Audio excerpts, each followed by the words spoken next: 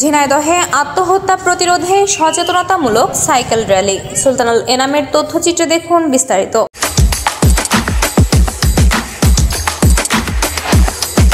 আত্মহত্যা প্রতিরোধে সচেতনতা বৃদ্ধিতে ঝিনাইদহে সাইকেল র্যালি হয়েছে। তারুণ্যের অগ্রযাত্রা নামের একটি স্বেচ্ছাসেবী সংগঠনের আয়োজনে রোববার সকালে সদর উপজেলার আব্দুর রউফ ডিগ্রি কলেজ মাঠ থেকে র্যালি বের করা হয়।